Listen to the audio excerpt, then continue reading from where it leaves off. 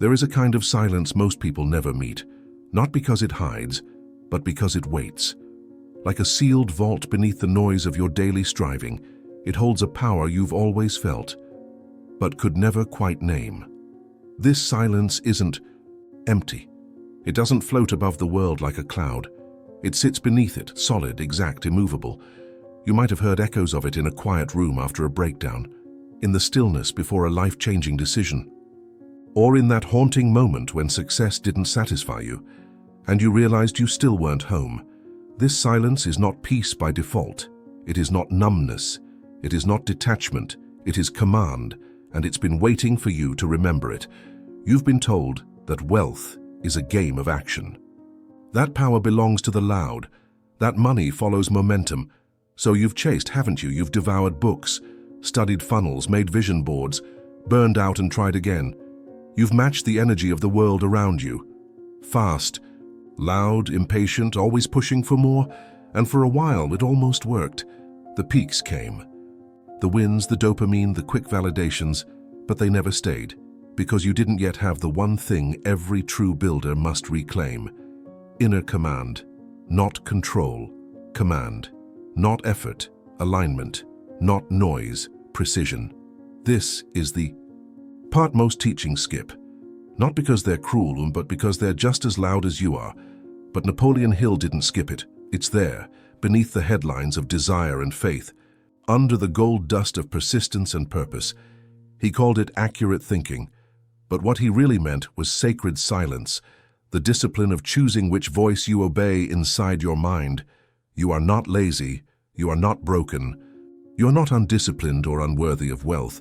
You've just been trying to build a fortress with no blueprint, trying to lead your life from a mental war zone, trying to think clearly, without ever being still. And it's not your fault. Stillness is rarely taught because stillness can't be sold, but stillness is the key, it always was. And the ones who build empires that last, the ones who sleep well, speak clearly, and attract without chasing, they've met this silence. They've entered the vault, and they do not think the way the world taught you to think.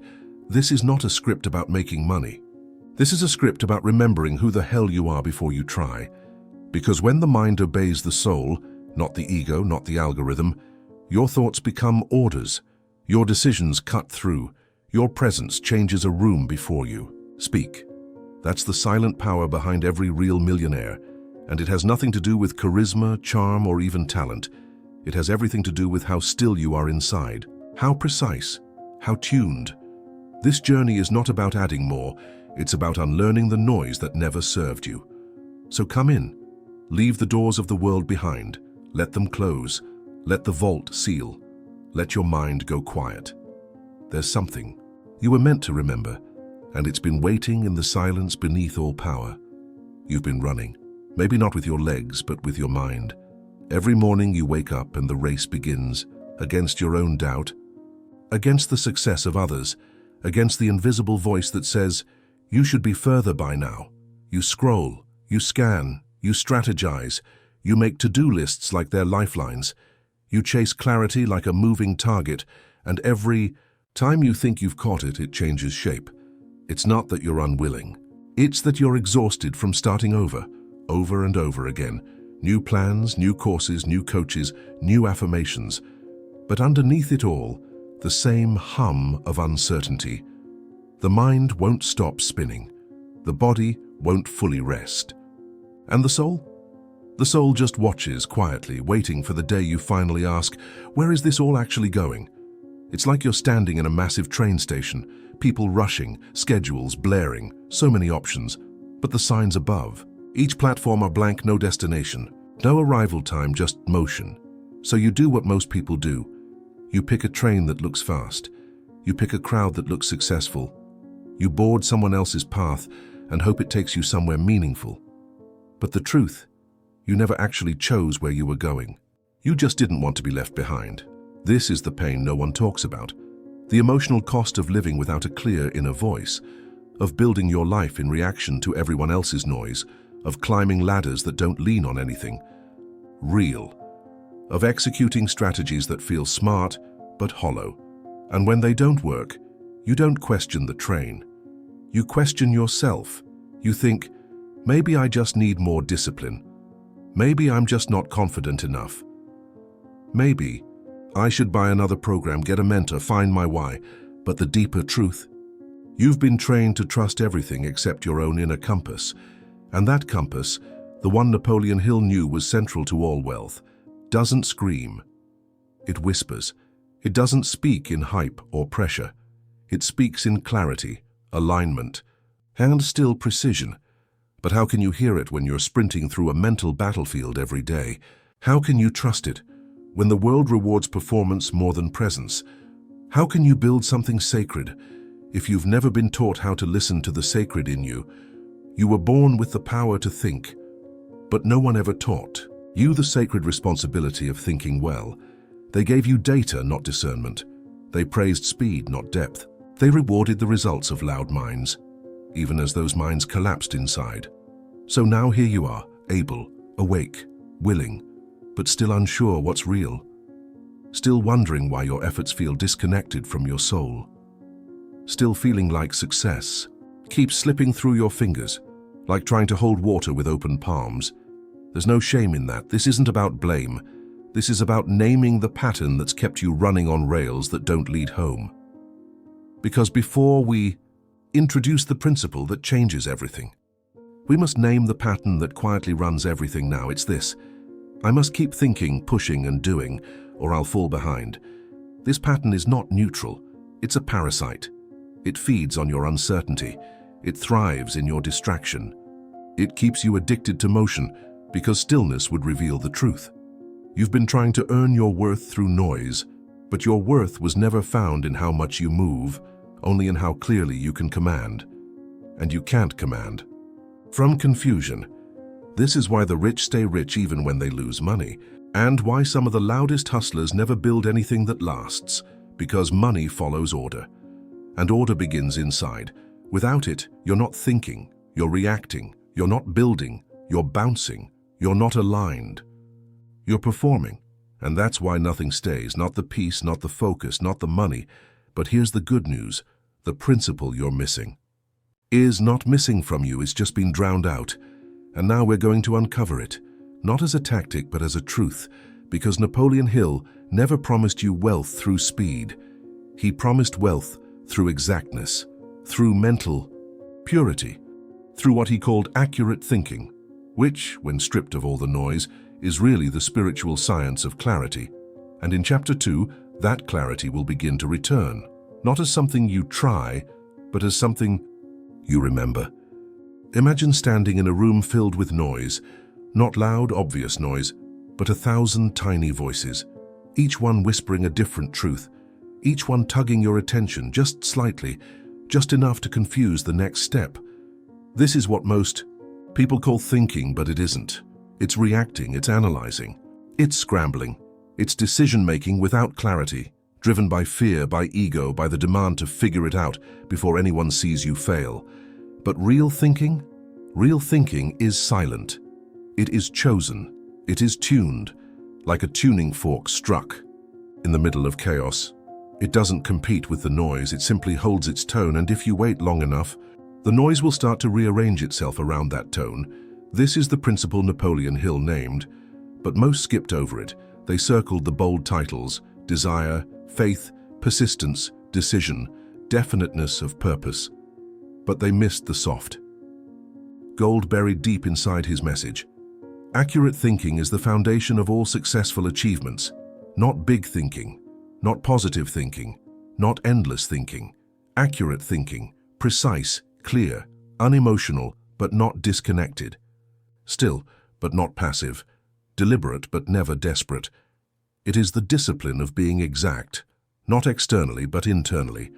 And here's the part no one ever told you. You cannot think accurately in a noisy mind. You cannot make powerful decisions from emotional reactivity. You cannot access truth while you're identifying with fear. That's why the most important part of this principle is not the thinking itself, but what comes before it. Stillness, inner separation, spiritual space between you and your thoughts. This is why most people struggle no matter how hard they try. They're not lazy, they're not broken, they're just trying to think accurately while standing in mental quicksand. Napoleon Hill wrote, "Think and grow rich, not react and grow busy." But modern culture has reversed that order. You're taught to act first, move fast, adjust later, and then wonder why you feel like your life is always one step ahead of your peace. You were never taught to wait until the water clears before drinking from it. You were rewarded for noise, praised for urgency, addicted to overanalysis, but accurate thinking.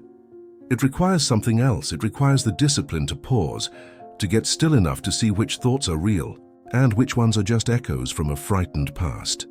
Here's the truth few people want to hear. Most of the thoughts you think are not yours. They are inherited. They are repeated. They are fragments from teachers, parents, media, trauma, and yet you try to build your future with them. You sit down to plan your business, your goals, your next big leap, and you're using tools that were never designed for your destiny. You can't manifest wealth from confusion. You can't create clarity while outsourcing your truth to trends. You can't build a powerful life using the thoughts of powerless people. This is why the results never stick, because your mind is working overtime, but it's not working on truth. Accurate thinking isn't a productivity tip. It's not about being right or smart. It's a spiritual discipline. It is the practice of aligning thought with reality, not illusion. And here's how it begins. You separate your awareness from your mind. You stop identifying with the swirl of thoughts, and you become the one observing them. You let the noise settle before you decide anything. Just like muddy water, the mind only clears when it's still. You learn to feel when a thought is rooted in truth or trauma. You begin to sense when a decision comes from power or pressure. That's the art. That's the secret principle. And that's what Napoleon Hill was actually pointing toward, not as a concept, but a way of being. Every great mind in history had this. Tesla, Da Vinci, Mandela. Their genius didn't begin with action.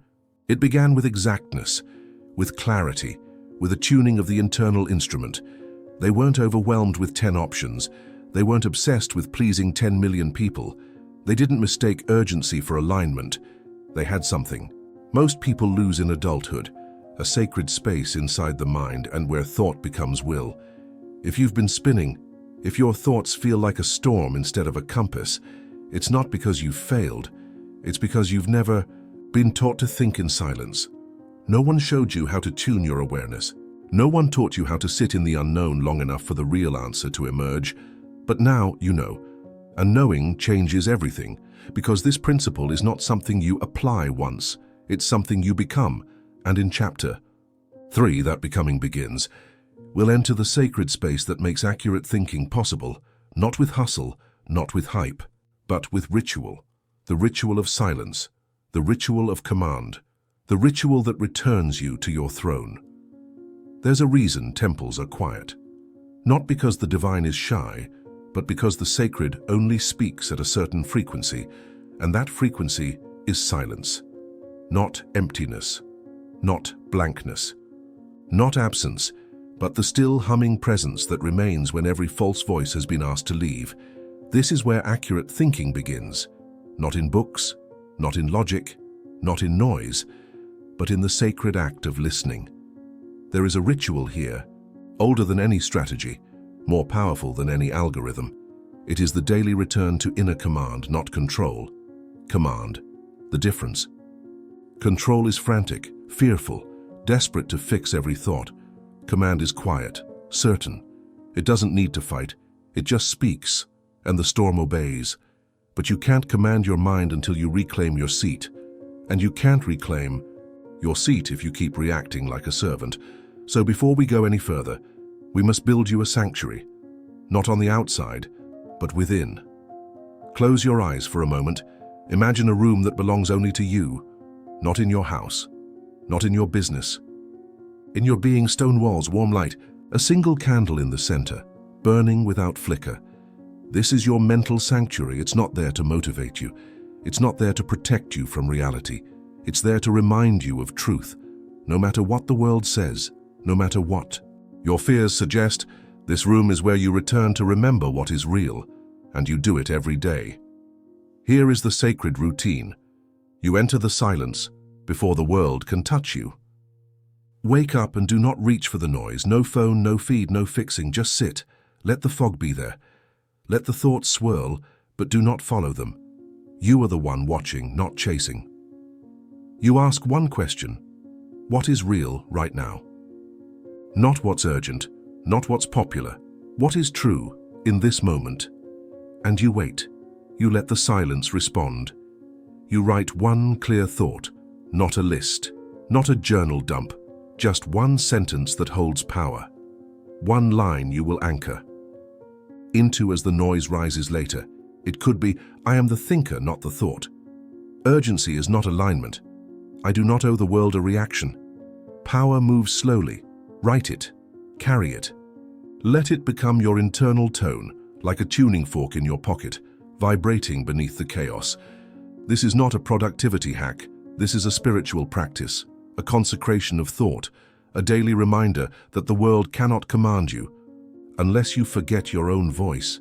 And if this feels strange at first, that's how you know it's sacred. The ego will resist.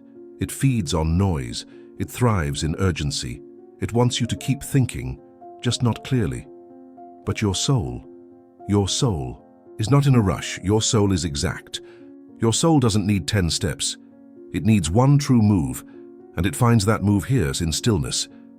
Most people never pause long enough to hear the real answer. They make decisions from anxiety, then wonder why their life feels off-key. But not you, not now, because you've returned to the inner sanctuary, where accurate thinking becomes a way of life, not a tool for profit, where every thought is filtered through the flame of presence, where the noise bows to the clarity you choose. This is the ritual that precedes all wealth, because money, when earned in chaos, becomes a burden, but when born in stillness, it becomes an extension of alignment, and alignment always attracts what is meant. The quiet is not empty. It is full of instruction, and from this point on, your instructions will come from a different place, not from fear, not from trends, but from the sacred seat within. So start here. One silent morning, one still breath, one true thought, and watch as everything else starts to bend in your direction, not because you forced it, but because you tuned to it. There's a moment, if you sit long enough in the silence, when something strange happens. The thoughts don't disappear, they don't become perfect, they don't even slow down right away. But something shifts. You stop believing they are you. You begin to feel the space between your awareness and your thinking. You realize, I am not the noise. I am the one who hears it.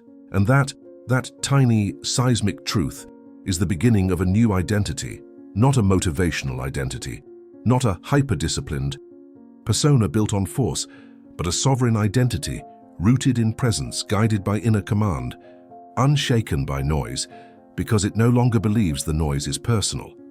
Most of your life you've been reacting to thoughts as if they were truth. A voice inside says, you're behind, and suddenly you're sprinting through your morning. Like you're in danger, a thought surfaces, you're not doing enough, and shame wraps itself around your chest like a leash. The thought appears, and you obey. Not because you're weak, but because you were never taught the deeper truth. You are the thinker, not the thought. The mind is a tool, a sacred, wild instrument. But somewhere along the line, the tool picked up the crown, and you became the servant. This is the quiet tyranny that runs most lives, and this is the pattern we now dissolve. Napoleon Hill didn't write about thoughts becoming things as a poetic mantra. He was talking about conscious origination, a disciplined mind governed by will, not whim, not reactive, not scattered, not pulled by every fear that floats through. He knew that wealth begins long before the action. It begins with who's speaking in your mind and who's believed. If the thinker is unconscious, the thoughts will be random. If the thoughts are random, the choices will be chaotic. And if the choices are chaotic, the results will never feel like home. You don't have a discipline problem. You have an identity confusion. You've been thinking like the thought, not the thinker. You've been feeling like the doubt, not the witness. You've been speaking from the fear, not the fire. But what if, in starting now, you chose a new seat? not a better version of the old you, but the true version, the one who watches calmly when the fear flares up and says, "That's not mine." The one who senses the old pattern rising and smiles instead of obeys. The one who remembers that inner power is not loud, it's inevitable. Let's name this clearly. You are not your thoughts. You are the one who chooses which thoughts get to stay. And from now on, your life is not built from what the mind throws at you. It's built from what you command it to hold. This is the shift Hill pointed to when he said, "You have absolute control only over one thing, and your thoughts, not your outcomes, not your timing, not the economy, the followers, or the flood of opinions, just your thoughts. But if you truly command those, you command everything else, because your thoughts birth your feelings. Your feelings sculpt your behavior. Your behavior becomes your character, and your character draws your destiny like a magnet, all from one place, the seat of the thinker." So how do you reprogram your identity? You return to that seat and over until it becomes your home. You become less impressed by your thoughts and more curious about your awareness. You watch the fear arise, and you don't flinch. You hear the old voice whisper, and you don't obey. You write your day from clarity, not urgency. That's accurate thinking, that's spiritual self-command. That's wealth in its embryonic form, because the one who leads their mind leads their world. Here's your new compass. Before any decision, ask, who is thinking this thought? The real me or the frightened pattern I inherited? Before any reaction, pause, is this aligned with truth or just familiar pain? Before any plan, breathe. Does this emerge from power or panic? This is the daily practice of returning to the seat. And every time you do, you rewire your identity, not from motivation, but from memory. You remember what the world tried to make you forget, that you were born to think like a builder, to move with internal authority, to speak from the flame, not the fog. In Chapter 5, we take this identity and activate it. We walk into the world with the silence still burning, inside out, and we use it to create, not someday. Now, because when your mind obeys your command, wealth no longer feels like chasing. It feels like alignment. The most dangerous lie you've ever been sold is this: that success is somewhere out there, that it's in the next tactic, the next pivot, the next impressive move.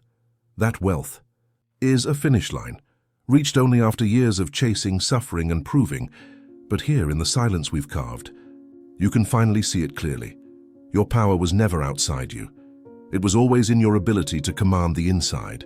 And the ones who do, the ones who lead quietly, build steadily, attract without explaining. They don't perform for the world. They tune the world by commanding themselves. Look closely at every real millionaire you admire. Not the performative ones, but the anchored ones. They don't rush. They don't panic. They don't flinch at market shifts.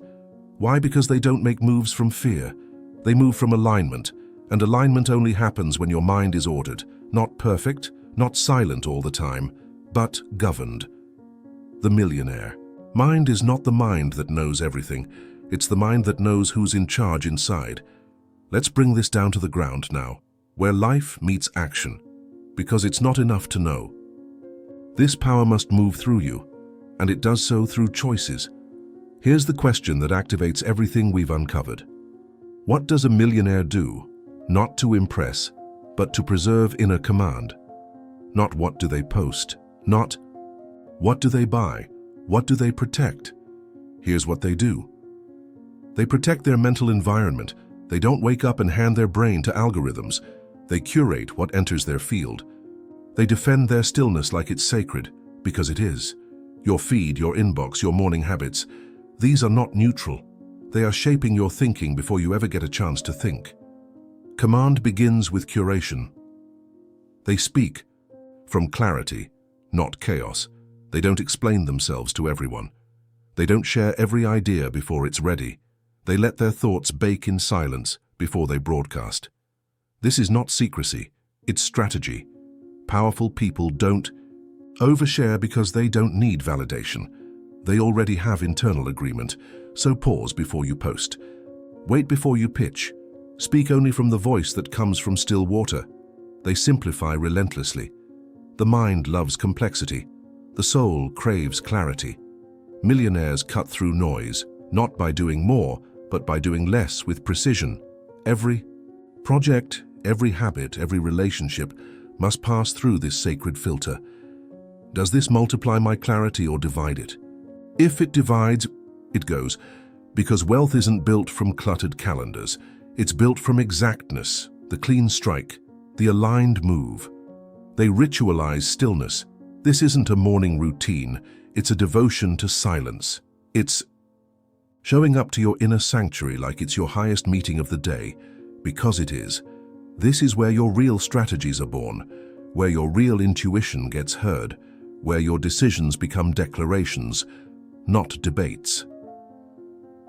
Even 5 minutes of still eyes-closed awareness is more powerful than 5 hours of reactive effort. Make it sacred. Make it non-negotiable. Make it yours. They act from identity, not urgency. Most people act to fix a feeling. Millionaires act to express a decision already made inside. They don't build from panic. They don't launch from scarcity. They wait, as not out of fear but from command.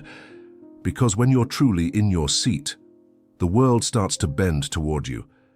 You are no longer chasing. You are aligning. And what's meant for you can now recognize you. So now the path ahead is not about becoming successful. It's about becoming exact.